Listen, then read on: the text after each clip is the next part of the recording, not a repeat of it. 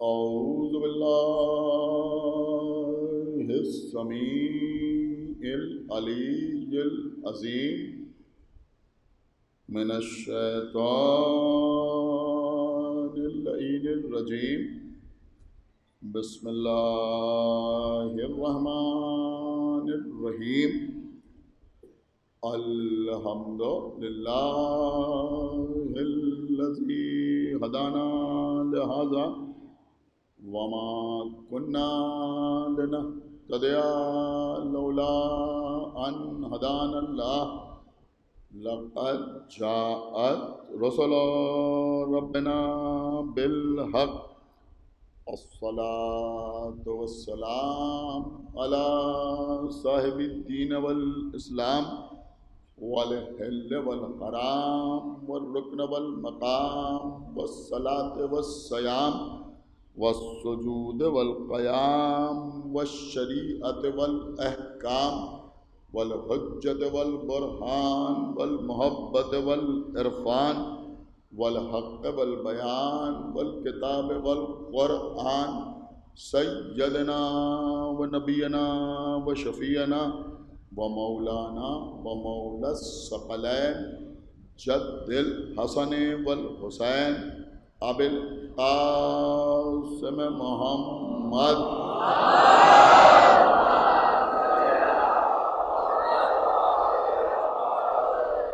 وعلى أهل بيته الطيبين الطاهرين المعصومين المظلومين المنتخبين المنتجبين الذين أذهب الله عنهم الرجس وطهرهم تطهيرا.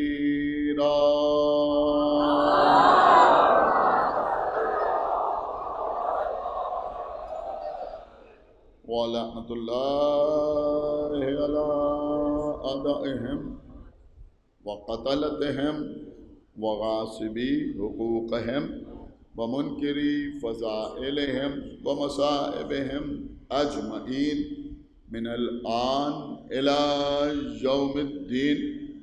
أما بعد فقد قال الله سبحانه تبارك وتعالى في كتابه المجيد وفرقانه الحميد وقوله الحق. بسم الله الرحمن الرحيم. يوم ندعو كل أناس بإمامهم. صلوات الله.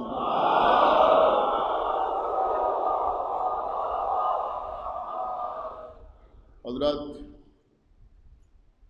امام اور امت کے عنوان پر آپ سے گفتگو کا سلسلہ جاری و ساری ہے. مختلف باتیں امامت کے سلسلے میں نے آپ کی خدمت میں عرض کرنے کی کوشش کی. عزیزوں، حقیقت یہ ہے کہ مسلمانوں کا کوئی فرقہ ایسا نہیں ہے جو کسی نہ کسی کو امام نہ مانتا. اکثر فرقے ہی ایسے ہیں جو کسی نہ کسی امام کے نام سے منسوب. امام ابو حنیفہ کے ماننے والے حنفی کہلاتے ہیں. امام شافعی کے مقلدین شافعی کہلاتے ہیں. امام مالک کے پرستار مالکی کہلاتے ہیں. اور احمد ابن حنبل کو امام سمجھنے والے حنبلی کہلاتے ہیں. یہ وہ چار امام ہیں کہ عام طور پر جمہور مسلمین کا عقیدہ یہ ہے کہ ان میں سے کسی کی بھی فقہ پر عمل کیا جائے تو وہ انسان کی نجات کے لیے کافی. اور یہ چاروں جو امام بنے وہ اختلاف کی وجہ سے امام بنے، یعنی ایک نے اپنے اجتہاد کی وجہ سے دوسرے سے مسائل میں اختلاف کیا تو وہ امام بنا۔ اگر وہ اختلاف نہ کرتا تو وہ اس امام کا مقلد کہلاتا، خود امام نہ کہلاتا۔ لیکن عزیزوں، امام تو سب نے بنائے اور سب نے اماموں کو مانا، لیکن الحمدللہ امامیہ کا لفظ اگر استعمال ہوتا ہے تو ساری امت میں صرف ہمارے لیے استعمال ہوتا ہے، ہمارے علاوہ کسی اور ملت کو امامیہ نہیں کہا جاتا، امامیہ ہم ہی کو کہا جاتا ہے۔ اس سے کم دو باتیں تو ضرور ثابت ہوتی ہیں کہ جس طرح سے اس قوم نے امامت کو سمجھا اس طرح سے کسی نے امامت کو نہ سمجھا، اور دوسری بات یہ ثابت ہوتی ہے کہ اللہ نے جیسے امام ہمیں عطا کیا،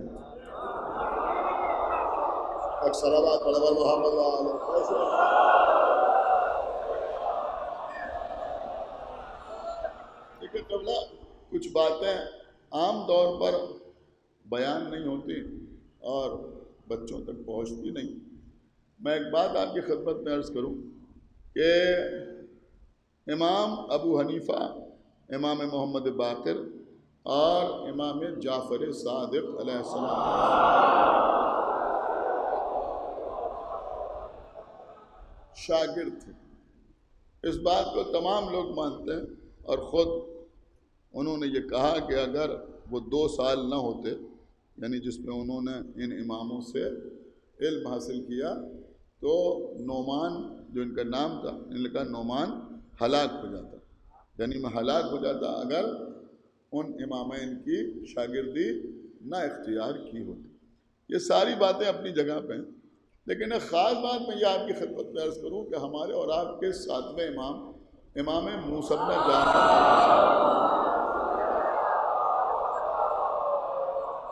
لیکن میں جو بات ان نوجوانوں کے سامنے عرض کر رہا ہوں، آپ اس کو گوگل پر سرچ بھی کر سکتے ہیں، بات آپ کی سمجھ میں آ جائے گی کہ امام موسیٰ کاظم علیہ السلام کا پیریڈ کیا ہے اور ان لوگوں کا عہد کیا ہے۔ تو عزیزوں، ہمارے 7ویں امام کا زمانہ وہ زمانہ تھا جس میں یہ چاروں ائمہ اربعہ موجود رہے۔ آپ غور فرما رہے ہیں، یعنی یہ چاروں، یہ ضروری نہیں کہ ایک ساتھ رہے، لیکن ہمارے 7ویں امام کی حیات طیبہ میں یہ چاروں، یعنی امام ابو حنیفہ بھی، امام موسیٰ کاظم علیہ السلام کی زندگی میں ان کا بھی وجود ثابت ہے، امام مالک بھی، امام شافعی بھی، اور امام احمد ابن حنبل بھی۔ امام احمد ابن حنبل ہمارے 7ویں امام کی شہادت کے وقت تقریباً 18 سال کے تھے، لیکن اور بعض لوگوں نے لکھا 21 سال کے تھے، لیکن تھے۔ اور آپ اس پر حیرت نہ کیجئے کہ 18 سال کے تھے اور 21 سال کے تھے، بلکہ ان کے لیے یہ بیان ہوتا ہے کہ 11 سال کی عمر میں انہوں نے فتویٰ دینا شروع کر دیا۔ تو بہرحال میرے کہنے کا مطلب یہ ہے کہ امام کے زمانے میں اپنی امامت کے ساتھ موجود تھے، اپنے بڑی بات کو سمجھا، اپنے اجتہاد کے ساتھ موجود تھے۔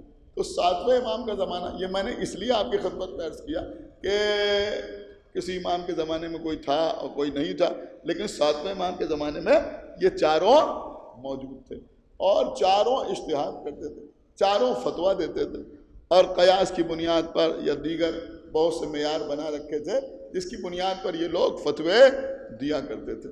لیکن دیکھیے ایک خاص بات، اور بہت خاص بات میں آپ کی خدمت میں عرض کروں کہ ان چاروں نے ہمارے 7ویں امام کے زمانے میں فتوے بھی دیے، رسول کے اقوال بھی سنائے۔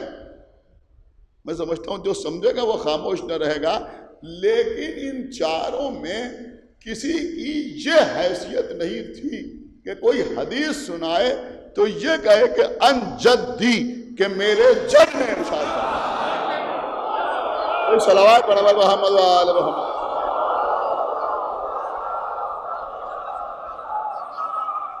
ایک صلوات اور پڑھا محمد و آل محمد۔ کسی کی کوئی حیثیت نہیں۔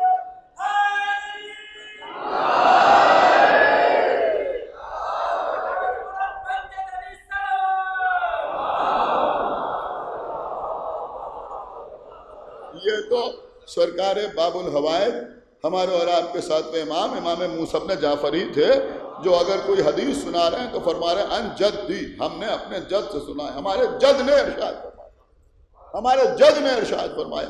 اور دیکھیے عزیزوں، یہ بھی موجودہ ہے، قسم خدا کی موجودہ نہیں ہے تو آپ اسے اور کیا کہیں گے کہ بھائی رسول اللہ کے زمانے میں پیغمبر اسلام کے عہد میں امام حسین اور امام حسن علیہ السلام کا جو سن تھا، جو عمر مبارک تھی، تو امام حسن 8 سال کے، امام حسین 7 سال کے۔ تو پیغمبر کے زمانے میں امام زین العابدین علیہ السلام تو موجود نہیں تھے، امام محمد باقر علیہ السلام تو موجود نہیں تھے، لہذا اب اگر میری بات سمجھیے جو میں عرض کر رہا ہوں، مولا علی یا بی بی زہرا یا امام حسن یا امام حسین پیغمبر کی کوئی حدیث بیان کریں اور کہیں کہ قال رسول اللہ، تو بات سمجھ میں آتی ہے کہ انہوں نے رسول اللہ سے سنا تو کہہ رہے ہیں قال رسول اللہ، ان کو راویوں کا سلسلہ بیان کرنے کی ضرورت نہیں ہے۔ لیکن صرف امام حسن اور امام حسین نہیں، بلکہ ہمارے 11ویں امام تک، یا میں عرض کروں کہ ہمارے آخری امام تک، ہمارے ہر امام کو یہ اختیار ہوا کہ اگر چاہے تو راویوں کے سلسلے سے بیان کرے، لیکن جب یہ راویوں کا سلسلہ بیان کرتے ہیں تو وہ راویوں کا سلسلہ بھی ایسا نہیں ہوتا ہے جس میں کوئی اس خاندان کا ہو اور کوئی اس خاندان کا ہو، کوئی اس خاندان کا ہو۔ اگر 8ویں امام بیان بھی کرتے ہیں تو میں نے اپنے بابا سے سنا، انہوں نے اپنے بابا سے سنا، انہوں نے اپنے بابا سے سنا۔ ایک صلوات پڑھو محمد وآلہ۔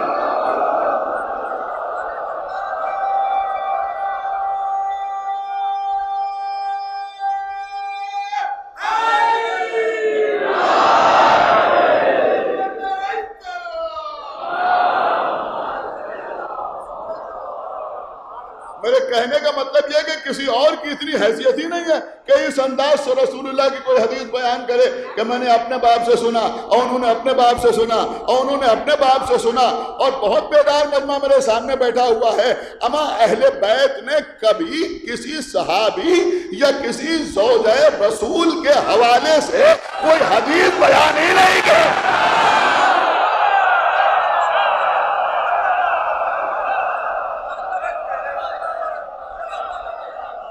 دیکھیں یہ آرگومنٹری بات ہے جو میں آپ تک پہنچا رہا ہوں، اپنے ذہن میں رکھیے گا۔ آپ کو لوگوں سے بحث کرنا پڑتی ہے، لوگ آپ سے سوال کرتے ہیں، آپ ان سے کہیے بھائی کوئی حدیث ہمیں دکھاؤ کہ امام محمد باقر نے کہا کہ ہم نے جابر سے سنا۔ آپ نہیں سنا بھائی، ہم اپنے ہی وعدے کا ذکر کر رہے ہیں۔ صلوات علی محمد وآلہ۔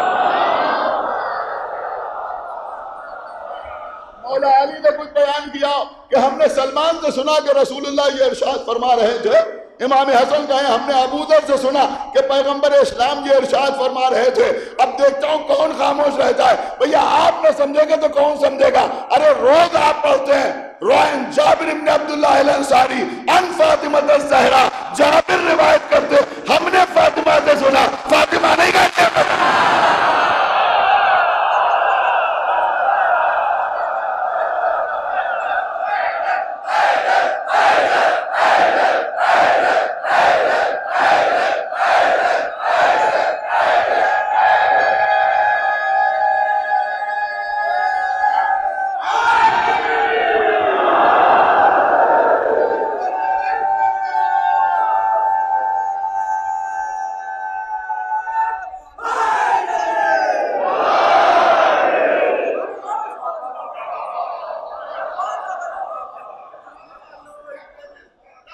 دیکھیں بہت غور سے سنیے جو بات میں عرض کر رہا ہوں۔ تو عزیزوں یہاں آپ پڑھتے ہیں نا حدیث کے ان جابر بن عبداللہ الانصاری روائن فاطمہ الزہرا، جابر کہہ رہے ہیں کہ بی بی فاطمہ زہرا نے روایت کی ہے، تو اس کا مطلب یہ ہوا کہ صحابی اہل بیت کے حوالے سے روایت کرے۔ ہاں تو یہ ائمہ تحریر ہمارے، انہوں نے اگر راویوں کا سلسلہ کبھی کہیں بیان بھی کیا تو ہمیشہ ایسا ہی کہ ہم نے اپنے بابا سے سنا، انہوں نے اپنے بابا سے سنا، انہوں نے اپنے بابا سے سنا۔ 8ویں امام کی وہ مشہور حدیث آپ حضرات سنتے رہتے ہیں، اسی طرح کی اور بھی حدیث ہیں۔ لیکن عزیزوں اکثر احادیث ایسی ہیں کہ جہاں ہمارا کوئی بھی امام کسی بھی مجمع میں بڑے پرسکون انداز میں کہتا ہے ان جدی، ہم نے اپنے ہمارے جد میں بیان کی، قال رسول اللہ، رسول اللہ نے ارشاد فرمایا۔ امام زین العابدین کہہ رہے ہیں قال رسول اللہ، پانچویں امام کہہ رہے ہیں قال رسول اللہ، چھٹے امام کہہ رہے ہیں قال رسول اللہ، ساتویں امام کہہ رہے ہیں قال رسول اللہ۔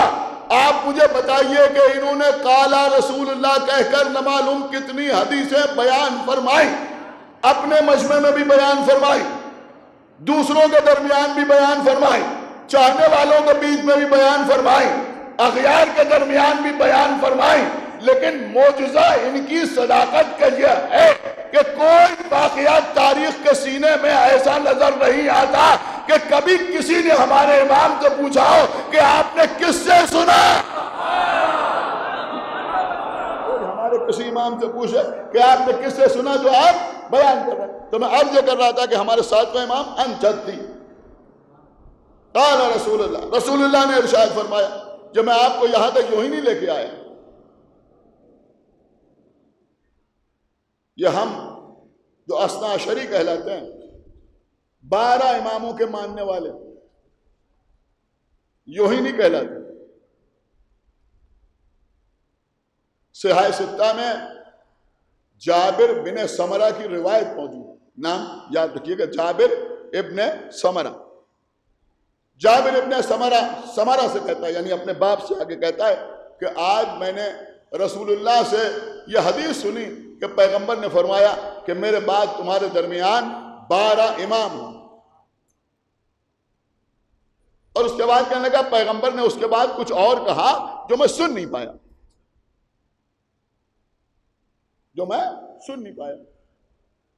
تو باپ نے کہا کہ پیغمبر نے فرمایا تھا کہ کلہم من قریش، کہ وہ سب کے سب قریش سے ہوں گے۔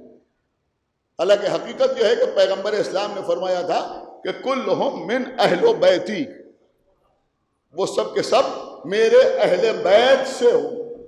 لیکن سنیے جو بات میں عرض کر رہا ہوں، وہ سب کے سب میرے اہل بیت سے ہوں گے۔ بڑی خاموشی سے آپ سننا، کہا وہ سب کے سب میرے اہل بیت سے ہوں گے، لیکن انہوں نے کہا کلہم من قریش، کہ وہ سب کے سب قریش سے ہوں گے۔ اب سنیے عزیزوں، صحیح مسلم شریف، سوائق محرقہ، سب نے تحریر کیا کہ اللہ کے رسول نے فرمایا، میں آپ کی خدمت میں عرض کر چکا ہوں کہ جب دنیا ظلم و جور سے بھر جائے گی تو اللہ اپنی آخری حجت کو ظاہر کرے گا، جو تمہارا 12واں امام ہوگا، اور وہ دنیا کو اسی طرح عدل و انصاف سے بھر دے گا جیسے وہ ظلم و جور سے بھری ہوئی ہوگی۔ اور اس کے بعد سب نے کہا کہ پیغمبر نے فرمایا کہ وہ ہم اہل بیت میں سے ہوگا، اور یہ آپ نے وہ ہم اہل بیت میں سے ہوگا۔ کیا اس مجمع کو یہ پوچھنے کا حق نہیں ہے کہ جب 12واں اہل بیت میں سے ہوگا تو پہلا ایرا غیرہ کیسے ہوگا؟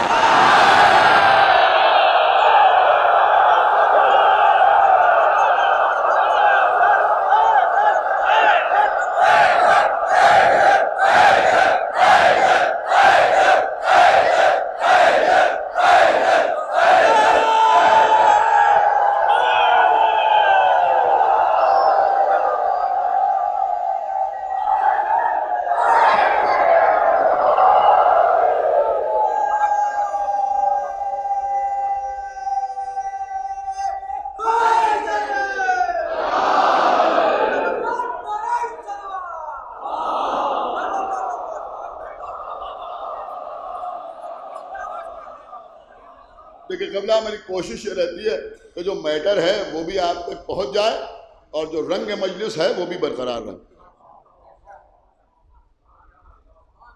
اور یہ صرف مولا کیا تھا، ایک صلوات پڑھے محمد وآل محمد۔ میرے خیال میں جو سمجھدار ہے وہ میری بات سمجھ گئے،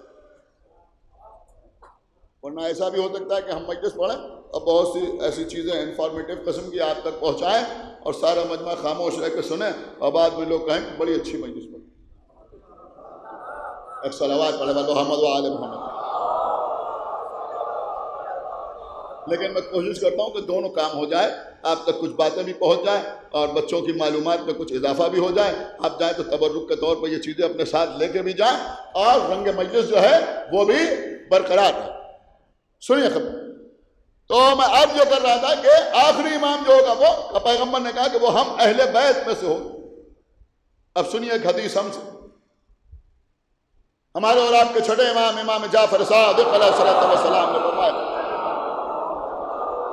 دیکھیں بس یہیں سے آغاز گفتگو ہو رہا ہے. میں نے آپ کو بتایا تھا کہ سارا فوکس کس کے اوپر ہے. تو ہمارے چھٹے امام نے فرمایا کہ قال رسول اللہ، پیغمبر اسلام نے ارشاد فرمایا، ان اوصیائی بادی اسنا عشرہ. چھٹے امام فرما رہے ہیں، سرکار صادق آل محمد فرما رہے ہیں کہ میرے بعد میرے 12 اوصیہ ہوں. کیا ہوں گے؟ 12 اوصیہ.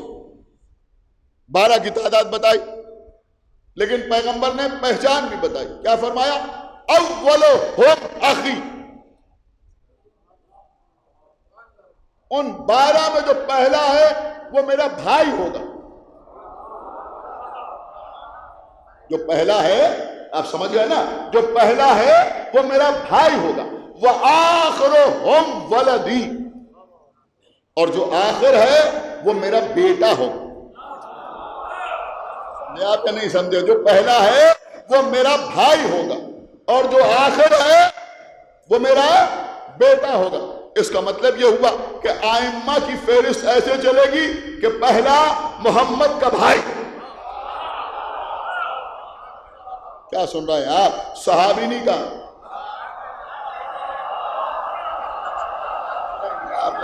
خدا کے لیے بیدار ہوئیے. صحابی نہیں کہا، خسر نہیں کہا، کوئی اور رشتہ نہیں بتایا. کہ پہلا میرا بھائی ہوگا، بھائی، اور آخری میرا بیٹا ہوگا. اب جا کے تلاش کرو کہ پیغمبر نے بھائی کسے کہا. دیکھیں، امت کا پیغمبر کو بھائی کہنا اور ہے، سناتے یا نہیں سنا ہے، اور پیغمبر کا کسی کو بھائی کہنا اور ہے. پیغمبر نے کسے بھائی کہا؟ کہ جب مکے میں لوگوں کے درمیان رشتہ اخوت قائم کر رہے تھے تو سب کو ایک دوسرے کے بھائی بنایا. آخر میں مولا علی کا ہاتھ پکڑا، یا علی انت اخی فی الدنیا والآخرہ. یا علی تو دنیا میں بھی میرا بھائی ہے. سمجھ رہے ہیں آپ یا نہیں سمجھ رہے ہیں؟ تو دنیا میں بھی میرا بھائی ہے، آخرت میں بھی میرا بھائی ہے. دیکھیں، یہیں سے ہماری سمجھ میں آیا کہ ہر ایرے غیروں کو بھائی نہیں کہنا. الصلوات علی محمد وآل محمد. الصلوات علی محمد وآل محمد. انت اخی، تو دنیا میں بھی میرا بھائی ہے.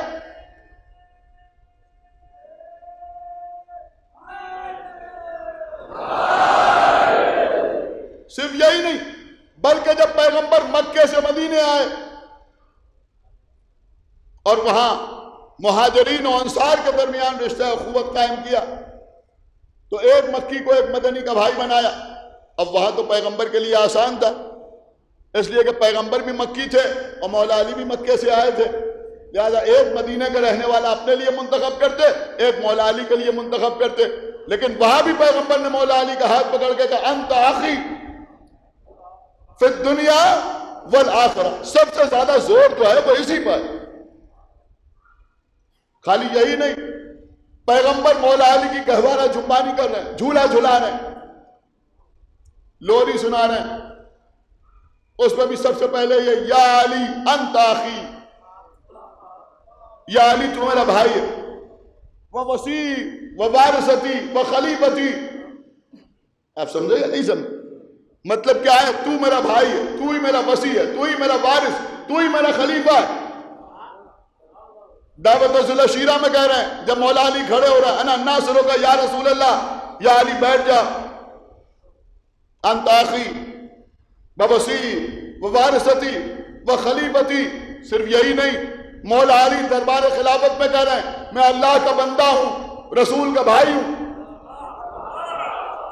میں اللہ کا بندہ ہوں، رسول کا بھائی ہوں.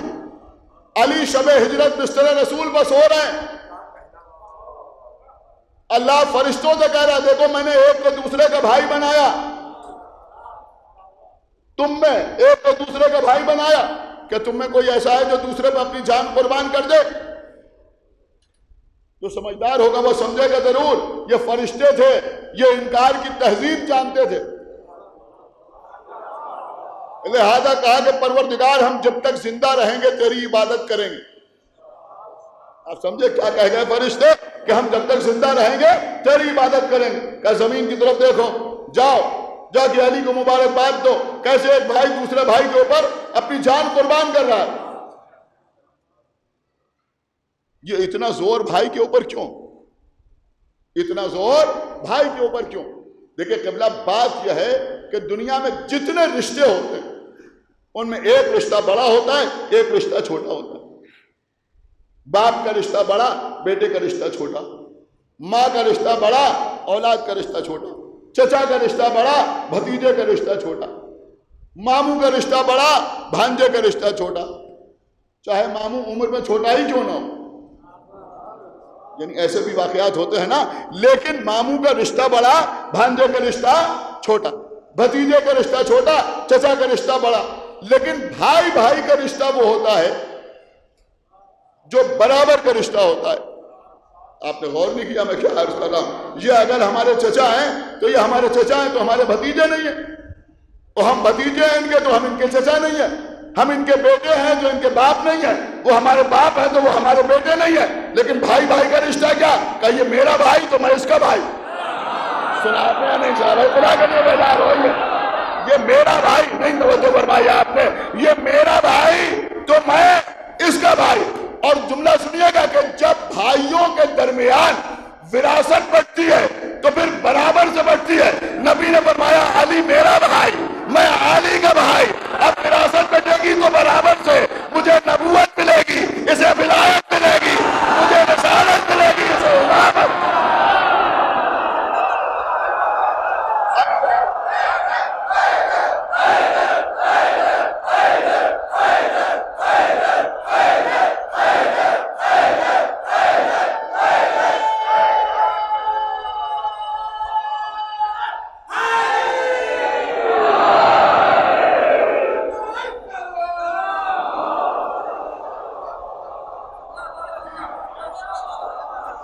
اولہم اخی وآخرہم ولدی، اور ان 12 میں جو آخری ہوگا وہ میرا بیٹا ہوگا۔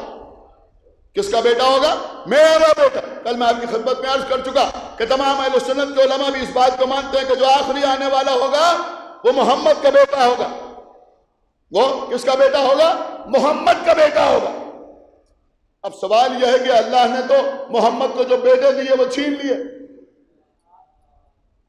طیب بچپنے میں گزر گئے، طاہر کا بچپنے میں انتقال ہو گیا، قاسم زندہ نہ رہے زیادہ دن، آخر میں ماریہ قبطیہ کے بطن سے ابراہیم پیدا ہوئے تو انہیں آقا حسین کو قربان کر دیا۔ اب محمد کا تو کوئی بیٹا ہی نہیں، جب بیٹا ہی نہیں تو سلسلہ آگے بڑھے گا کیسے؟ کیا سن رہے ہیں آپ؟ سلسلہ آگے بڑھے گا کیسے؟ خدا کے لیے بھائی تھوڑا بیدار ہوئیے، سلسلہ آگے بڑھے گا کیسے؟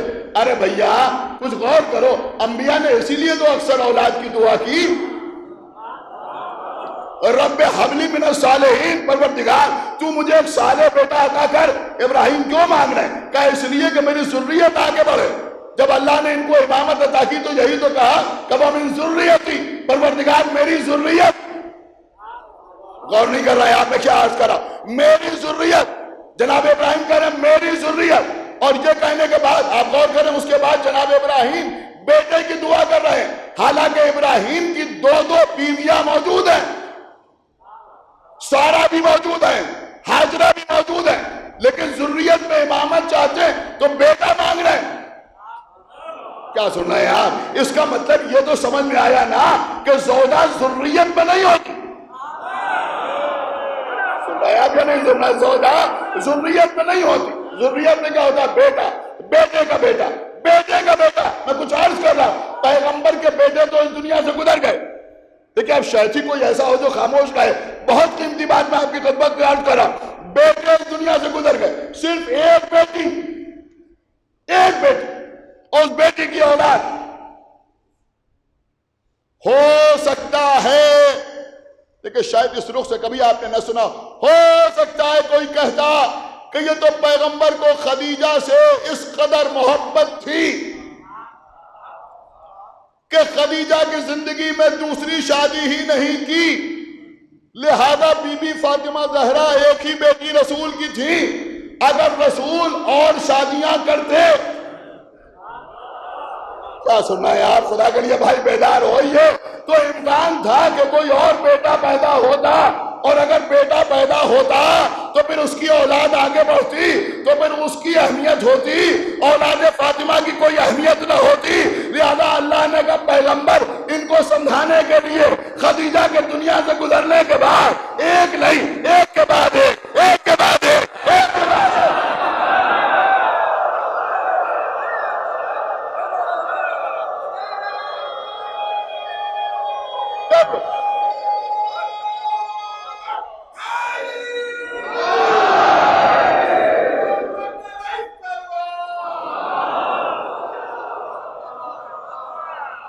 غور کیجئے کے بعد میں آپ کی خدمت میں عرض کر رہا ہوں، سمجھدار مجمع میرے سامنے بیٹھا ہوا ہے، ارے بھیا رسول اللہ کی چار بیٹیاں لوگوں نے بنا لی،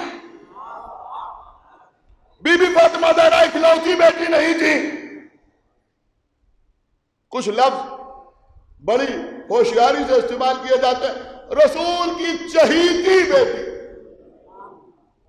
میں پیغام دے رہا ہوں، چہیتی بیٹی نہ کہیے، اکلوتی بیٹی۔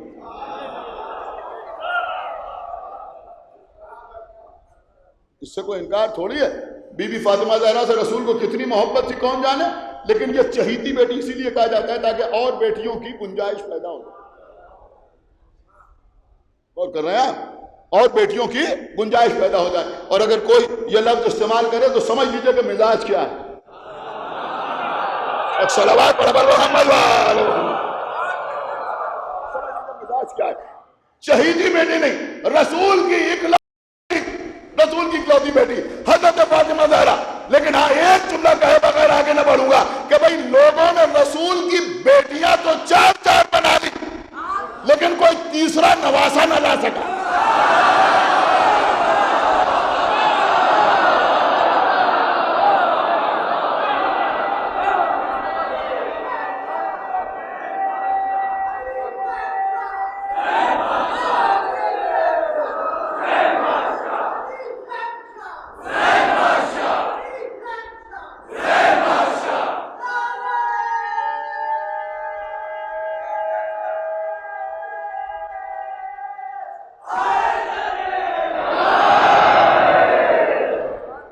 سمجھ رہا؟ تو اب نبی کہہ رہا آخرہم ولدی، اور جو آخری ہے وہ میرا بیٹا، میرا بیٹا۔ مانتے تو سب ہیں، کوئی بتائے تو وہ بیٹا کدھر سے آئے گا، وہ کس کا بیٹا ہوگا، سلسلہ کیا ہوگا، حسب و نسب کیا ہوگا، تو مجبوراً لکھنا پڑا کہ وہ فاطمہ کا بیٹا ہوگا۔ ارے بھیا اگر فاطمہ کا بیٹا ہوگا تو یا امام حسن کی اولاد ہوگا یا امام حسین کی اولاد ہوگا، اور کہاں سے آئے گا؟ تو ماننا پڑا نا کہ فاطمہ کا بیٹا ہی محمد کا بیٹا، اور یہی سب نے لکھا بھی، سب نے لکھا۔ کچھ لوگ لکھتے ہیں، دیکھیں لوگ کنفیوز ہیں بہت زیادہ، ان مجالس کا مقصد میرا یہ بھی ہے کہ امام مہدی کے سلسلے میں ہمارے کانسیپٹ ایک دم کلیئر، کوئی شک نہیں، کوئی شبہ نہیں، ہمارا کوئی عالم یہ نہیں لکھتا وہ یہ ہوں گے یا یہ ہوں گے،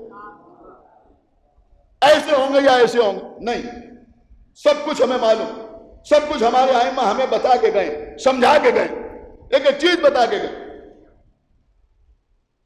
وہ بیٹا ہوگا۔ اب لوگوں کا عالم کیا ہے، انہوں نے کہا کہ وہ امام حسن کی اولاد میں ہوں گے یا امام حسین کی اولاد میں ہوں گے، ہاں امام حسن کی اولاد میں ہوں گے یا امام حسن کی اولاد میں ہوں گے۔ دیکھیں ایک بات اس وقت میرا دل چاہ رہا ہے کہ میں کلیئر کر دوں، اور پتہ نہیں کیوں جب کوئی کہتا ہے تو ایک ٹیس اٹھتی ہے اور مجھے بالکل اچھا نہیں لگتا، بالکل اچھا نہیں لگتا جب کوئی یہ کہتا ہے کہ امامت نسل امام حسین میں چلی، نسل امام حسن میں نہیں چلی۔ تو بہرحال رسول اللہ نے دونوں کو جوانان جنت کا سردار بنایا تھا، لہذا میں سمجھتا ہوں معرفت نہ رکھنے والے یہ باتیں کرتے ہیں، جن کو معرفت نہیں ملتی۔ دیکھیں آپ میری طرف دیکھیں، ایک صلوات محمد محمد کیا بنا، مکمل طور پر متوجہ ہو جائیں۔ اور میں سمجھ رہا ہوں ہو سکتا ہے اس نقطے پر، اس گوشے پر کوئی داد نہ ملے، لیکن چونکہ مجلس ریکارڈ ہو رہی ہے، اور اگر داد ملی تو یہ میں سمجھتا ہوں کہ داد میری خطابت کی داد نہیں ہوگی، آپ کی سماعت کی داد ہوگی کہ آپ کس طرح مجلس سنتے ہیں اور کس لیول سے آپ مجلس سنتے ہیں۔ بہت غور سے سنیے، یہ امامت نسل امام حسین میں چلی، نسل امام حسن میں نہیں چلی، نہیں، نسل امام حسن میں بھی امامت۔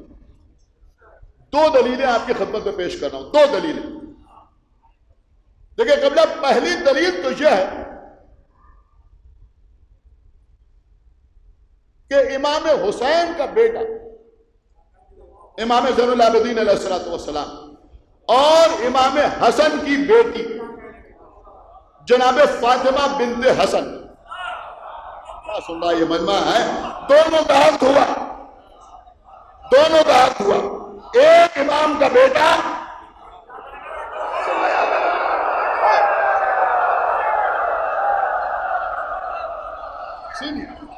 اور ایک امام کی بیٹی۔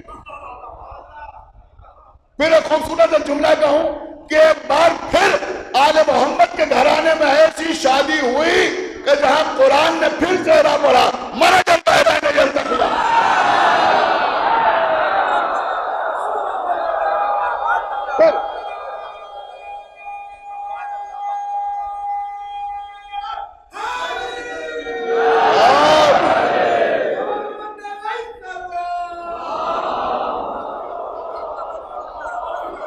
سن رہا ہے مجمع یا نہیں سن رہا؟ بھائی خدا کے لیے بیدار ہوئیے۔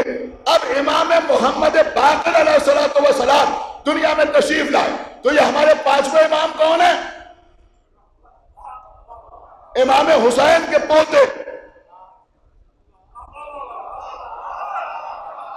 صدیق اکبر کے نواسے، دادا بھی جوانان جنت کے سردار،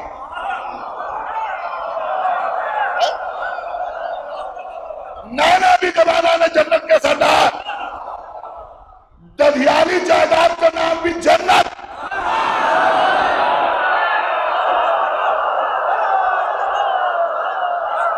سنیے سنیے سنیے، ددھیالی جائیداد کا نام بھی جنت، ننیالی جائیداد کا نام بھی جنت۔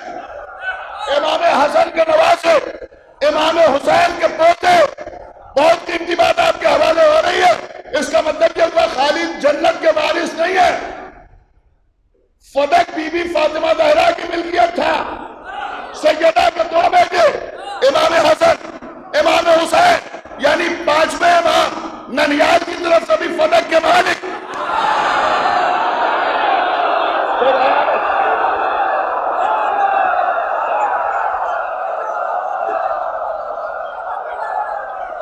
ننیال کی طرف سے بھی فدق کے مالک، فدق کے مالک، فدق کے مالک۔ ہم سے آ کے پوچھتے ہو، ہم سے آ کے پوچھتے ہو علی نے فدق واپس کیوں لیا؟ ہم تم سے پوچھتے ہیں عمر ابن عبدالعزیز نے محمد باقر کو فدق واپس کیوں کیا؟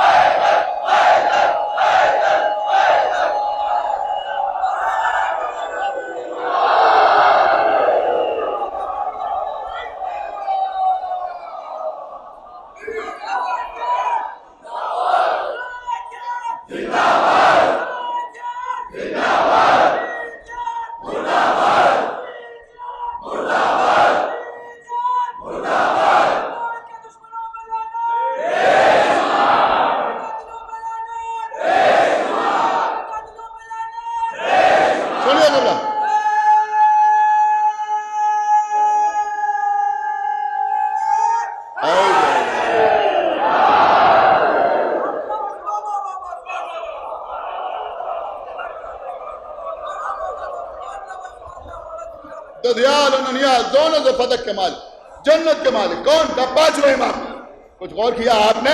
امام محمد باقر علیہ السلام امام حسن کے نواسے، امام حسین کے پوتے. اب کم سے کم کوئی شیعہ کبھی نہ کہے کہ امامت نسل امام حسن میں نہیں چلی. حسن کی نسل میں امامت ویسے ہی ہے جیسے محمد کی نسل میں امامت ہے.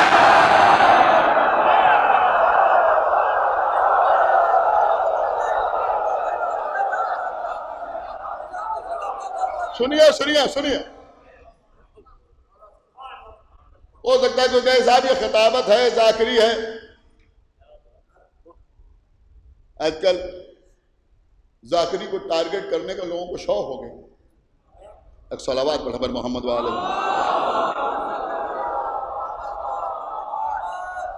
یہ خالی خطابت ہے، ذاکری ہے نہیں. سنیے، ایسے ہی نہیں پڑھتا ہوں، پڑھ کے پڑھ رہا ہوں.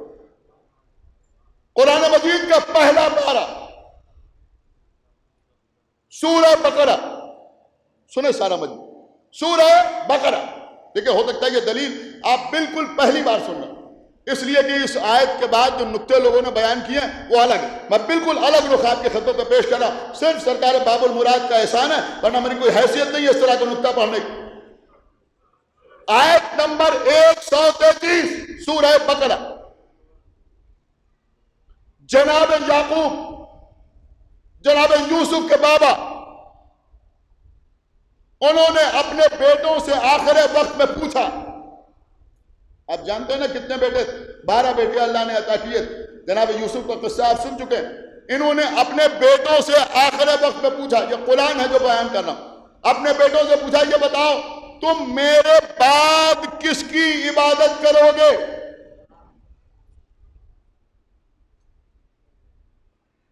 تو یعقوب کے بیٹوں نے یوسف سمیت جو نبی تھے، جو معصوم تھے،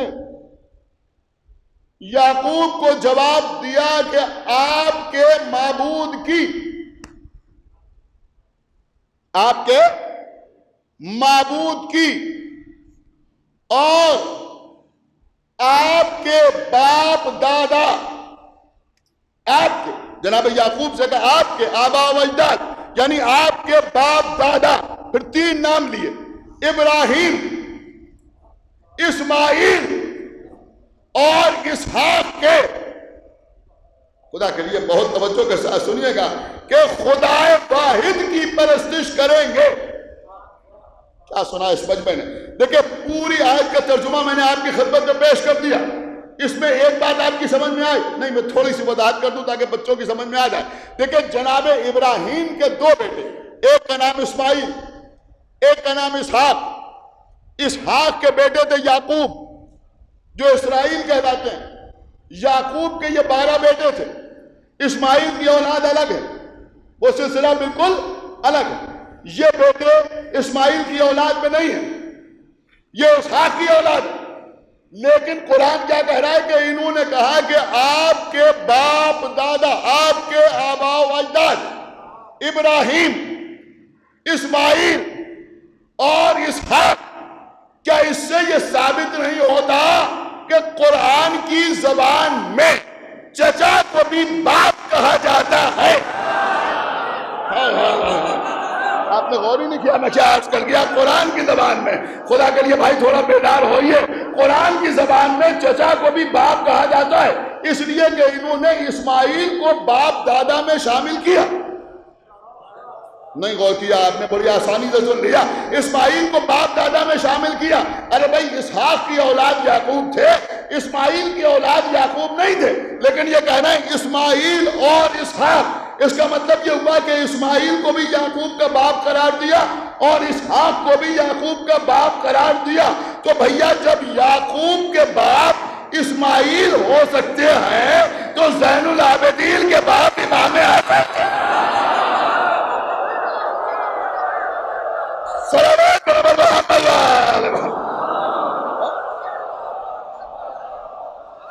ایک بابا جو بلاؤ صلوات پڑھے پر محمد والے.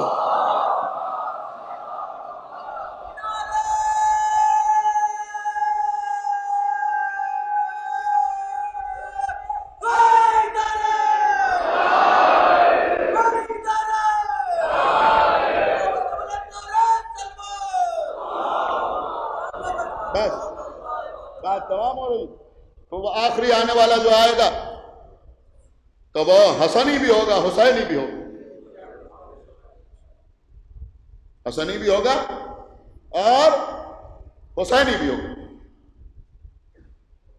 آپ نے غور کیا عزیزوں، باقاعدہ تعارف ہوا، باقاعدہ تعارف۔ کسی شخص نے ہمارے پانچویں امام محمد باقر علیہ السلام سے پوچھا کہ یہ آخری امام کو قائم کیوں کہا جاتا ہے؟ دیکھیے آپ کا نامی اس پہ گرامی انشاءاللہ پھر اس کے اوپر کسی دن گفتگو ہوگی، لیکن آپ کے بہت سے القاب ہیں، اس پہ ایک لقب جو بہت زیادہ مشہور ہے سرکار قائم، آپ سر جھکا کے کہتے ہیں۔ تو پوچھا کسی نے کہ آپ کو قائم کیوں کہا جاتا ہے؟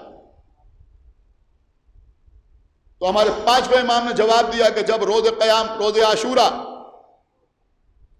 کربلا کے میدان میں زہرا کا لال، نبی کا نواسا، علی و فاطمہ کا لخت جگر حسین 3 دن کے بھوکے پیاسے شہید ہوتے،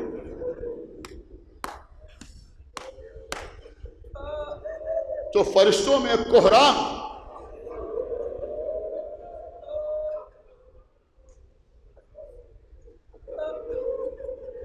ملائکہ نے ہاتھ جوڑے اور ہاتھ جوڑ کے کہا کہ پروردگار، کیا تو قاتلان حسین کو ایسے ہی چھوڑ دے گا؟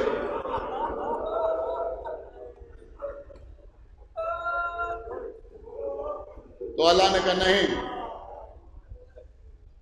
تمہاری تسلی کے لیے ہم تم کو کچھ مناظر دکھانا چاہتے ہیں۔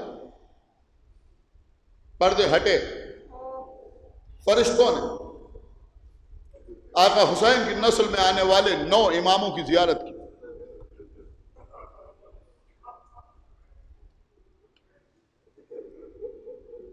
امام زین العابدین، امام محمد باقر، امام جعفر صادق، امام موسیٰ کاظم، تمام ائمہ سامنے۔ عزیزوں فرشتوں نے دیکھا کہ سارے ائمہ، دیکھیے یہ آپ کے پانچویں امام کا قول ہے کہ میں آپ کی خدمت میں پیش کر رہا ہوں کہ انہوں نے دیکھا فرشتوں نے کہ سارے ائمہ سجدے میں، سب کے سب سجدے میں، لیکن ایک امام قیام کی حالت میں کھڑے ہو۔ تو کسی ملک نے سوال کیا کہ پروردگار، یہ تمام ائمہ سجدے کے عالم میں ہیں، لیکن یہ کون امام ہے جو قیام کے عالم میں؟ تو اللہ نے کہا یہ وہ ہے جس کے وسیلے سے، جس کے ذریعے سے میں قاتلان حسین سے انتقام لوں۔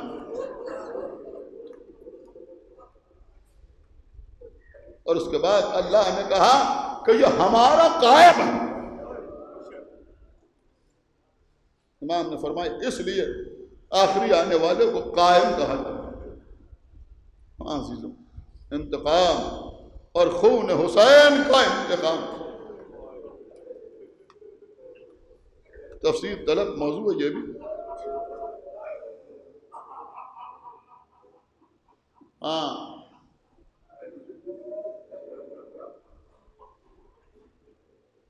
کسی نے کہا کہ یہ جب امام تشریف لائیں گے تو روایت یہ ہے کہ بہت بڑی تعداد میں لوگوں کو قتل کریں گے، تو یہ انتقام کیسا ہوگا؟ وہ تو ایسے لوگوں کو قتل کریں گے جو کربلا کے میدان میں موجود بھی نہ تھے۔ لیکن مختار نے بھی قاتلان حسین سے انتقام لیا نا، وہاں تو گرفتار کر کر کے لائے جا رہے تھے، یہ خولی ہے، یہ شمر ہے، یہ عمر سعد ہے۔ اب لوگ کہتے ہیں جب انتقام ہو گیا تو اب کیسا انتقام؟ ہمارے امام نے جواب دیا کہ نہیں، انتقام مکمل نہیں ہوا، یہ تو وہ قتل کیے گئے کہ جو کربلا میں موجود تھے۔ اب قیامت تک آنے والے وہ تمام لوگ کہ جو قتل حسین پر راضی ہیں، یا جو لوگ ان افراد کی یعنی قاتلان حسین کی حمایت کرتے ہیں، ان کا شمار بھی قاتلان حسین میں۔ اور جب آخری آنے والا آئے گا تو ان سب سے انتقام لیا جائے گا۔ عزیزوں، اب کیونکہ ذکر جناب مختار کا آ گیا ہے، لہذا عرض کر دوں کہ ہمارے چوتھے امام کی خدمت میں جناب منہال کوفی حاضر کا منہال تم کوفے سے آ رہے ہو، یہ بتاؤ کہ کوفے کے حالات کیسے ہیں؟ کہا مختار قاتلان حسین سے انتقام لے رہے ہیں۔ ہوٹوں پر تبسم آیا، مسکرائے، یہ نہیں پوچھا کہ عمر سعد کو مارا یا نہیں مارا۔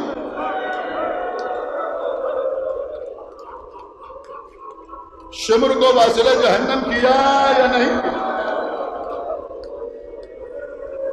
حکیم بن طفیل مارا گیا یا نہیں مارا گیا؟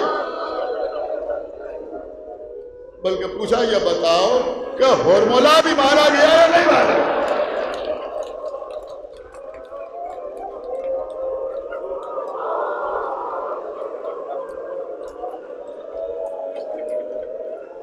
جزاکم اللہ خیر الجزا۔ آج 5ویں محرم،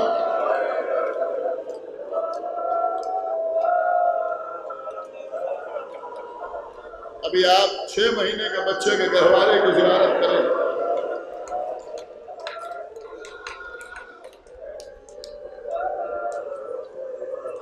خداوند عالم وہ مومنات جو مجلس سن رہی ہیں ان کی گودیوں کو آباد رکھے،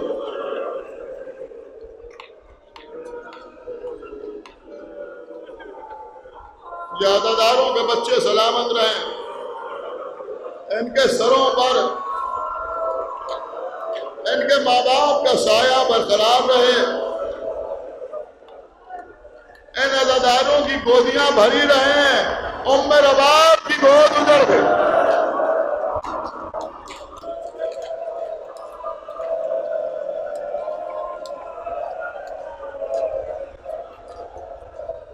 یہ وہ مسائل ہیں کہ آقا حسین رخصت ہو رہے ہیں امام زین العابدین سے۔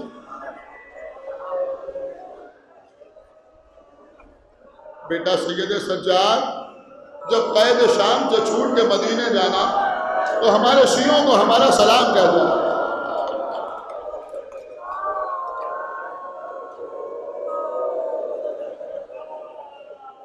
کہہ دینا کہ جب پانی پینا تو ہماری پیاس کو یاد کر لینا، اور اس کے بعد سنیں گے آپ کیا کہا، تو ان سے کہہ دینا کہ ہم نے تمہیں اس وقت بہت یاد کیا جب ہمارے ہاتھوں میں 6 مہینے کا بچہ تھا، ہم اپنے بچے کے لیے پانی مانگ رہے ہیں۔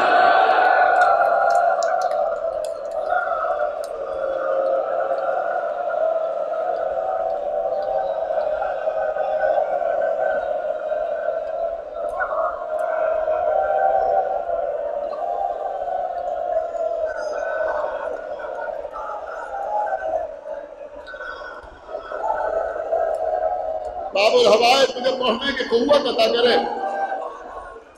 آج 5ویں محرم ہے،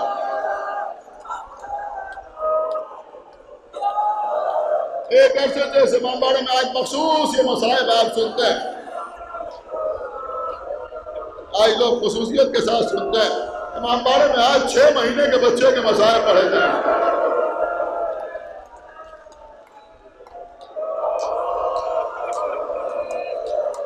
سنیے عزیزوں، کربلا کے میدان اون محمد، قاسم، عباس، علی اکبر، اصحاب حسین، انصار حسین، کوئی باقی نہیں، تنہا حسین میدان میں آئے، حل منا سلیجن سلینا، کون جواب دے؟ کبھی ہوئی گردنوں سے آواز آ رہی ہے، لبیک لبیک یا ابن رسول اللہ، لبیک۔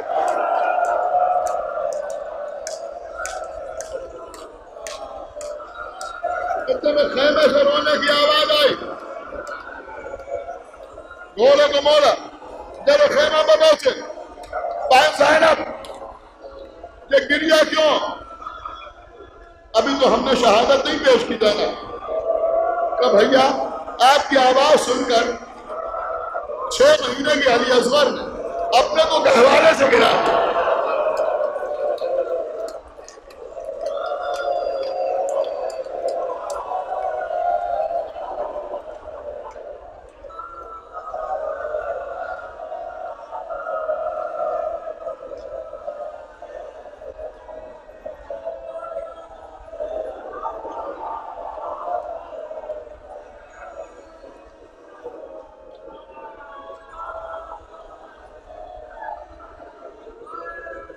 عزیزوں پڑھا نہیں جا رہا ہے لیکن پڑھ دوں، خدا جانے زندگی رہے نہ رہے۔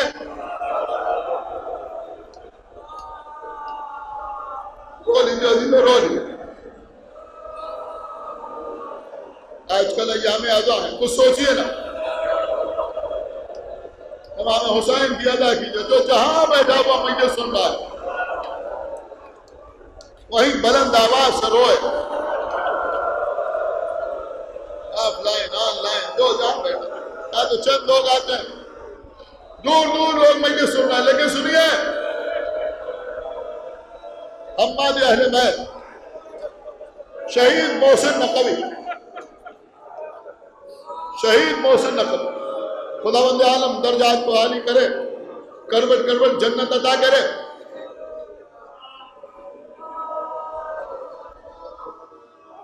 عجیب جملہ پڑھتے تھے، وہ پڑھتے تھے کہ اگر کسی مچھلی کو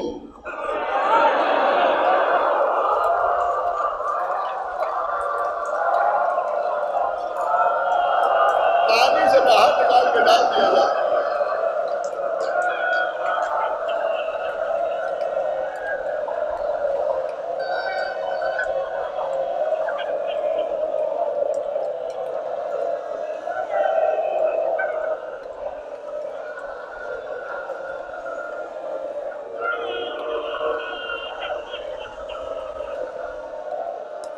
وہ جہاں تک چاہیں گے وہاں تک نہ پڑھو۔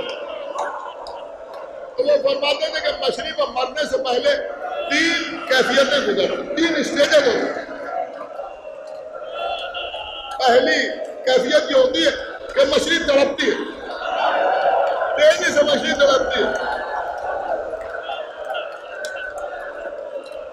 تڑپتے تڑپتے تڑپتے تڑپتے مچھلی کی قوت کم ہو جاتی، اب وہ اتنی تیزی سے تڑپ نہیں پاتی۔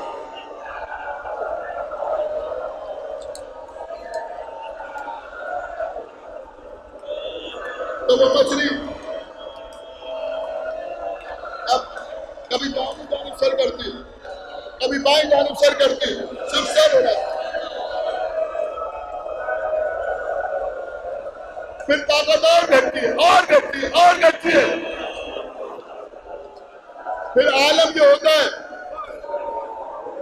کہ اب دیکھیں، آپ میری طرف دیکھیں، عالم یہ ہوتا ہے، اللہ سلامت رکھے آپ، عالم یہ ہوتا ہے کہ اب مچھلی میں نہ تڑپنے کی قوت ہے نہ سر ہلانے کی طاقت ہے۔ اب مچھلی کی زندگی کیسے پتہ چلتی ہے؟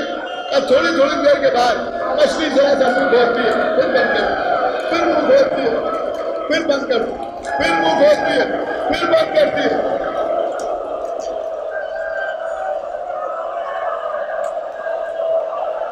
ارے کربلا میرا باپ کا بچہ،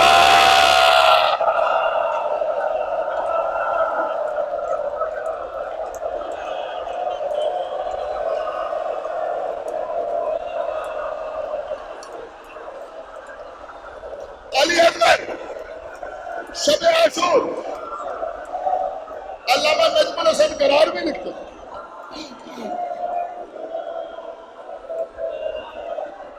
علامہ نجم الحسن قرار بھی تحریر کرتے ہیں کہ شب عاشور بیوی سکینہ چند بچوں کو لیے ہوئے ایک خیمے سے دوسرے خیمے میں جا رہے، شاید کہیں تھوڑا سا پانی مل جائے، کہیں پانی نہ ملا، آؤ بچوں آؤ، میں تمہیں اس خیمے میں لے چلتی ہوں جہاں علی اصغر کا گہوارہ رکھا ہے، ہو سکتا ہے وہاں تھوڑا سا پانی موجود ہو۔ سکینہ بچوں کو لے کر اس خیمے میں آئی جہاں شہزادے علی اکبر کا گہوارہ رکھا ہوا تھا۔ بیوی کہتی ہے میں نے دیکھا کہ شہزادی زینب ہاتھوں میں علی اکبر ماہیے پیاز کی طرح تڑپ رہے۔ زینب کبھی بیٹھتی ہے کبھی کھڑی ہو جاتی ہے۔ یہ تھا شب عاشور کا حال۔ سنو میرے بچہ، اب صبح عاشور پیاسے بچے کی قوت طاقت کم اور کم اور کم ہوتی گئی۔ اب عالم یہ علی اکبر کا کبھی دائیں جانب سر جاتا ہے، کبھی بائیں جانب سر جاتا ہے،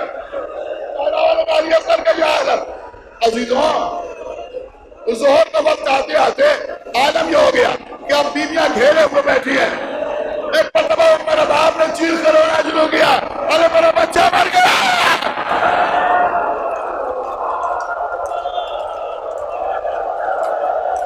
چاروں طرف بیویاں, ہمارے تو گھیرے میں. بی بی زینب نے کہا ربا اور سے دیکھو, ابھی اللہ نے منہ کھولا, ابھی اللہ نے منہ کھولا, پھر بند کیا. اب عزیزوں کا بچہ زور سے اس عالم میں ہے کہ نہ تڑپ رہا ہے نہ سر ہلا رہا ہے. ساری تھوڑی دیر بعد منہ کھولتے ہیں, بند کرتے ہیں. جب حسین کی آواز آئی, ابھی اللہ نے اپنے کو کعبے میں گرا دیا.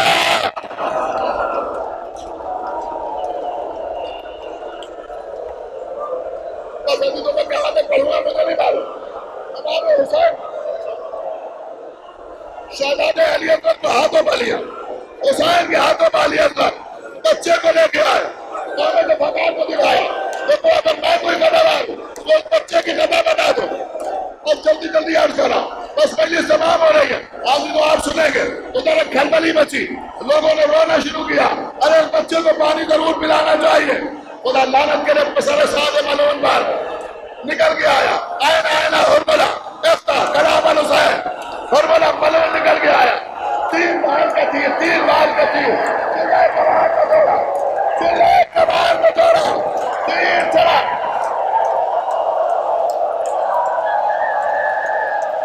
تیر چلا.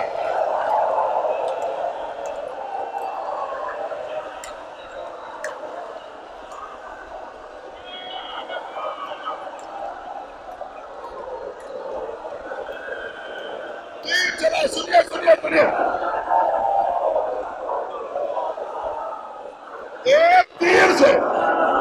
ایک تیر سے زخمی 2 ہوئے. ایک تیر سے زخمی 2 ہوئے. گردن صغیر بازوئے میں تیر کے 3 بل, ایک بچے کے کان میں لگا, ایک بل گلے میں پیوست ہوا, ایک بل حسین کے بازو میں لگا. تیر کو حسین نے بائیں ہاتھ سے نکالا, چلو لگایا, چلو خون سے بھرا, جہاں زمین کی طرف پھینکے انکار ہوا, آسمان کی طرف پھینکے انکار ہوا, خون کو چہرے پہ مارا. مبعوث قیامت نانا سے اسی طرح ملاقات کروں گا, بس عزیزوں سنیے, صاحب مالی سلطان نے لکھا کہ اسی وقت حرملہ نے ایک دوسرا تیر چلایا.